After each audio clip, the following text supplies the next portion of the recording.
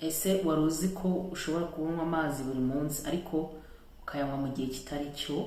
Rimwe na rimwe wenda niba ufite urwayi runaka, wenda utekereza ko wenda muganga arakwandikiye cure cyangwa se cure y'amazi, ugategereza ko agira ikintu agufasha cyangwa nyine yagira ikintu akiza mu mubiri wawe, ugategereza ukakibura, ariko bitewe nyine n'igihe uyanywera.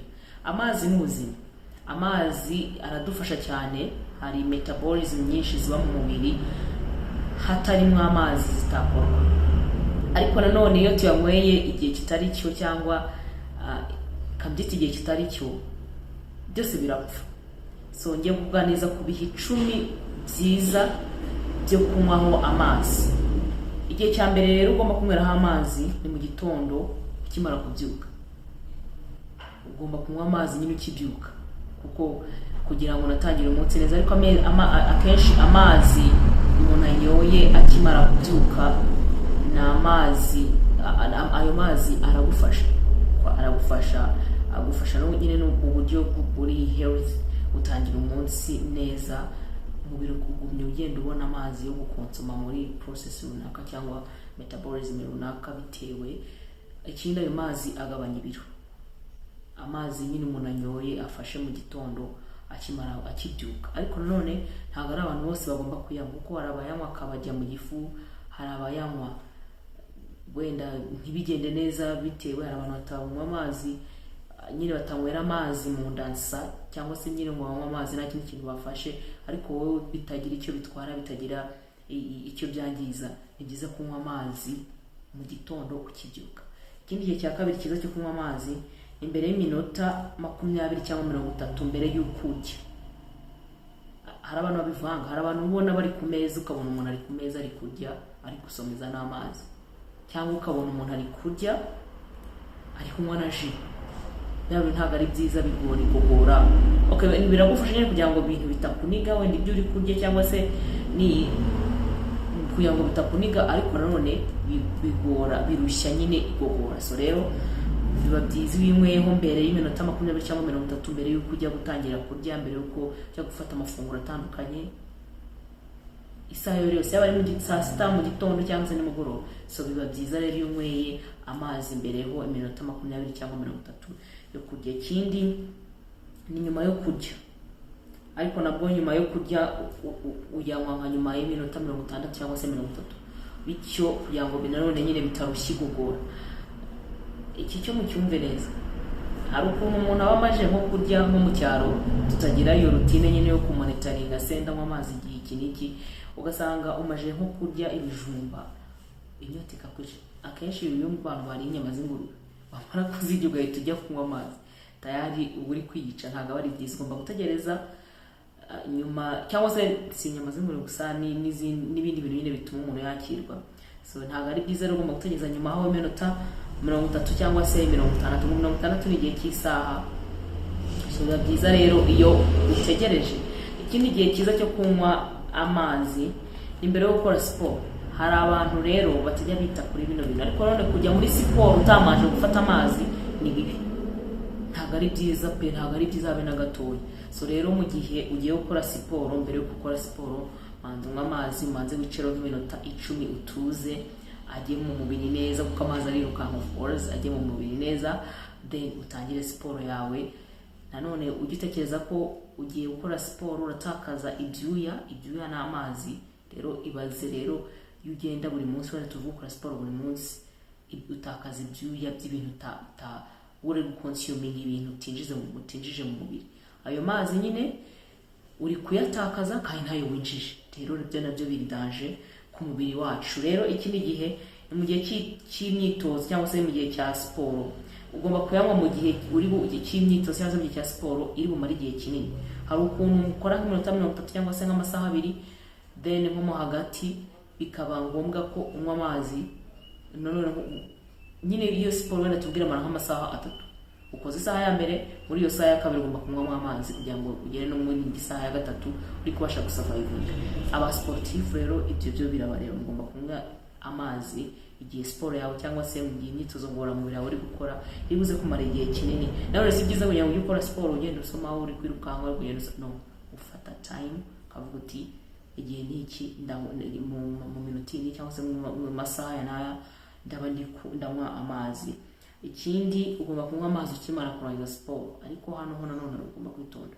Umubiri wawe urashyushye uhisukiramo amazi akonje. Attention, ugomba kureka agacaho nk'utunota 5 se 2 se, nyine agacaho agahe ukamanza ugatuza, ubundi ukabona unywa amazi. Nyine ubwo ndavuga umuntu wese urangije gukora siporo niko ugomba kubigenza. Ikindi ugomba kunywa amazi nyine mu gihe hari ubushyuhe bukabije, cyangwa se uri kubira ibyuya byinshi, kugira ngo nyine umubiri ujye urabasha kubona ibyo usohora ibyo winjije. Ntabwo ari byiza kugira ngo umubiri ujye urabira ibyuya, ariko mu by'ukuri nta kintu winjije mu mubiri ayo mazi utayanyoye. So rero mu gihe hari ubushyuhe, mu gihe uri kubona uri gutakaza ibyuya byinshi, nywa amazi menshi kuko nabyo ni byiza, bituma umubiri nyine uhora uri balance. Ikindi ni iyo urwaye umuriro, ndavuga igihe cyo kunywa amazi nyine iyo urwaye umuriro, cyangwa se ufite uburwayi bw'impyiko, cyangwa maybe urimo kuruka,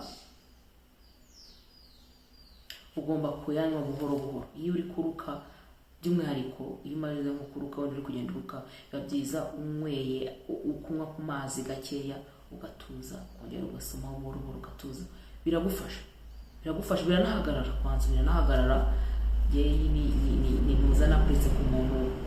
I have one niece of mine, a daughter of my little brother. Then one day she was puking, then I said, okay, let me give her water. She drank it and she became fine. So iyo uri kuruka cyane rero ukagenda uyanywaho buhoro buhoro utuje witonze, agira akamaro. Ikindi igihe ugomba kunywera amazi ni igihe inkari zawe zahinduye ibara, inkari zabaye umutuku, ari zabazinyana n'umutuku, zabaye umuhondo. Icyo gihe ugomba kumenya ko nyine umubiri wawe uri kudemandinga amazi, uri gukoresha amazi y'umubiri ntayo uri kwinjiza. Rero igihe bimeze gutyo ugomba kunywa amazi menshi, kuko inkari zawe zahindutse. Ugomba kunywa amazi menshi kugira ngo nizo nkari zibe no zitangire zibe nzo zindi zisanzwe ziri shape cyangwa ziri shape ni swari ko tubyita. Rero niba inkari zawe zahindutse, kwanza ni inkari zahinduye ibara zirananuka, hari n'umunuko uza mu nkari ukumva ko nyine uri gusabwa amazi, bikaba byiza rero uyanyoye. So ikindi imbere yo kuryama, ariko mbere yo kuryama aho ugomba kunywa makeya kugira ngo utararura byuko utararura genda. Aka karutine n'akantu kagora abantu kugira ngo cyakoze nk'abantu wenda barwaye umuvuduko, we ashobora kugira gufata risk akarara yanyoye, wenda bitewe n'uko umubiri we nyine umeze. Ariko akenshi biba byiza nawe uri nomo mbere y'uko uryamaho gatoya, before y'uko uryama wenda nk'iminota 30 ugomba kunywa amazi makeya, kugira ngo nyine umubiri urabizi gukora. Iyo umuntu aryamye hari imyanda ibiri gusohoka mu mubiri, kugira ngo umubiri nyine ubashe kubona ibyo ugenda usohora. So ibyo ni ibihe 10 byo kunywa amazi. Wowe urayanywa? Azashyire muri comment mbwire igihe uyanywera. Njye nagiraga routine yo kunywa amazi nkibyuka, ariko byangabanyaga ibiro cyane yezo kugera muri negative kubera iyo routine yo kunywa amazi buri gitondo uko mbyutse. So rero ngiye iyo nshaka kongera ibiro ndayahagarika nkanyanywa, ndayanywa of course ndayanywa kuko water is life, ariko kugira ngo mbashe gusurvivinga wenda nshaka kwiyongera ibiro runaka ndayahagarikaho nkajya nyanywa. Wenda niba nayakumva kuyanywa mu gitondo, wenda niba ari igikoma ngomba kumanza kwinywera, nkamanza nkinywera igikoma, cyamara nko kumaramo nk'isaha cyangwa se 2 nkabona gufata amazi agakombe. Kandi tuvuga kunywa amazi ntabwo kuvuga ngo niba unywa litiro ngo urete unywa litiro yose ishire, no, ntabwo ariko bimeze. Ufata agakombe unywaho buhoro, mu yindi saha ugafata agakombe kugeza igihe nyine iyo litiro ishiriye, kuko nanone kunywa icyarimwe ntabwo ari byiza, birangiza. So rero biba byiza iyo umenye ibihe runaka byo gufata ibintu amazi, even n'ibiryo bindi runaka ugomba kumenya igihe cyiza cyo kubifatira, kuko birafasha cyane. Rero ibyo ni ibihe ugomba kuzirikana iteka ryose. Niba uri umuntu ufite akazi ugomba kujya ku karutine ukavuga uti niba mbyutse ababyuka bakora udusport, ukavuga uti mbere yuko njya mu tundi kamanze unywe ayo mazi. Of course bizagufasha. Kwanza uzanarebe niyo wabyutse mu gitondo ukanywa amazi, ewana umubiri wawe wirirwa umeze neza. Ntabwo niba ari abana urugero nk'abantu bajya kuri tele, ntabwo umubiri wawe ujya running out of water. Wikwibuka ko nyine iyo umubiri wawe nta mazi ufite urafaintinga. rero iyo wabyutse unywa amazi umubiri wirirwa umeze neza, ntugira inyota, ntugira umwuma, umubiri nyine wirirwa umeze neza, ibyo biraza still umubiri ukaguma ukaba stable, ukaba utafentinga. Gufentinga ni ukuntu umuntu agwa igihumure kubera kubura amazi mu mubiri. So rero iyo wanyoye amazi mu gitondo ni byiza, kandi nanone uzarebe iyo uyanyoye mbere y'uko urya, nyine ntibize guhura n'ibiryo cyane, kuko iyo yanyweye uri kurya indira byimba, uzabicunga indira byimba.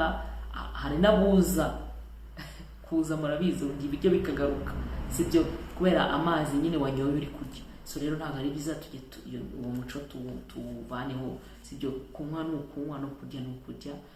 Ntabwo ari byiza gusomeza yakoze wenda amata n'irindazi wabinywa, amata n'umugati of course wabirya, ariko ntabwo numva ukuntu umuntu afata amazi akayanywesha akayanywa ari kurya ibitoki, ntabwo numva ukuntu afata ji ari kurya inyama. Ntabwo ari byiza, that's not classic. So ntabwo ari byiza rero. Ibyo ni ibihe nakuganirijeho byiza byo kunywa amazi kandi agafasha umubiri wawe, agafasha rwose bya nyabyo. Niba wakunze ikiganiro likinge, commenting ikindi kintu ushaka kumenya bijyanye n'ubuzima.